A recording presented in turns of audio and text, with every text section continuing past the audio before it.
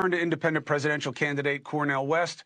Brother West, I was trying to get you up with Professor Dershowitz. I'm trying to find him in our new age of technology. Now that you guys know you don't have to come into the studio, sometimes I can never find you.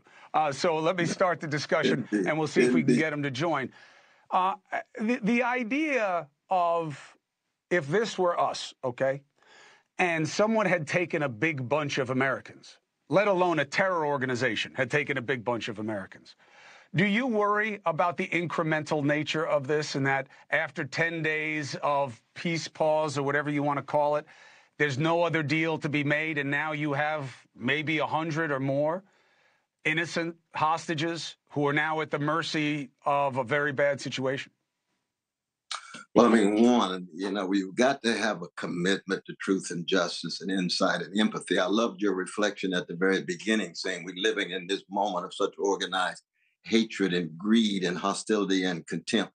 But if you're committed to truth and justice, oh brother, we all fall short, but we've got to have a commitment to it. It means then that, one, you're not going to continue genocidal assault on a people. You're going to move toward diplomatic means because there is no military solution to this issue of the Israeli occupation. There's no way that any military. For weeks and weeks and weeks, we could have had this exchange the first week. We wouldn't have 7,000 Palestinian babies dead, and we would have fewer Israelis having to worry about the return of their precious ones. Now, granted, there's no doubt, and you and I have talked about this in terms of the 1,200 precious Israelis who were killed, 300 of them soldiers, and over 800 innocent folk. I'm against the killing of innocent folk, but now the genocidal response to it is such that it is completely foreclosed exactly what you're calling for, which is critical thought, empathy, insight, compassion across human divides. Because right now you got tribalism running amok. Even I was listening to Brother Jonathan. He said, well, they've been convicted. They haven't been convicted, Brother Jonathan. You came right back at them. There's no trial. You got children in there who haven't had one trial. He says, well, it's administrative detention. That's not justice at all. Let's be honest. Let's get beyond the lies. Let's get beyond the rationalizations of the domination. And this is true for anybody, any people, any color, any gender. You understand? I get it. I get it. Look, it is everything's become a buzzword, but what Israel has going there is a two-tiered system. It's one thing if you're creating felonies, misdemeanors. It's another when it's against the state as perceived. And then they have an entire parallel system. It's the only time the death penalty comes into it.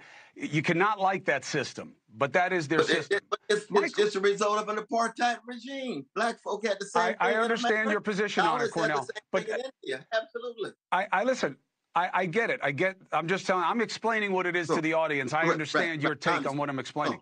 The only thing I don't get, and that I don't think is helpful, because I really don't believe it's accurate. Okay. Genocide, and I don't mean to tell you this with any degree of condescension. You are a professor. You understand these things. You've studied it longer than I've been alive. We have conversation, brother to brother, brother to brother. Right. But genocide is a non-starter in this conversation. You can't get anywhere with anyone who disagrees with you once you say, well, this is genocide. And I must say, if this is genocide, then what we did after 9/11 was genocide. Because I was there as well and watched what was happening. And I got to tell you, carpet bombing does not look like this. Trying to root out people for who they are and kill them to maximal efficiency is not what this looks like. It kind of looks like what Saudi Arabia is funding in Yemen. It kind of looks like what the Chinese are doing with the Uyghurs, but nobody's outraged about that. I think that when you say genocide, you are ascribing to Israel the exact animus that they fear, which is that you're saying that Israel wants Palestinians to not exist.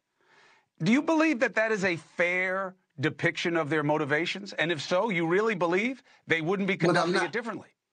Oh, of course, I'm not saying this about all Jewish people. I'm talking about Netanyahu and his elite comrades. Hey, thank you for watching. Please go to newsnationnow.com, newsnationnow.com, And you can find NewsNation on your television provider. And don't forget to click the red subscribe button down below. Then you will get more of NewsNation's fact-driven coverage.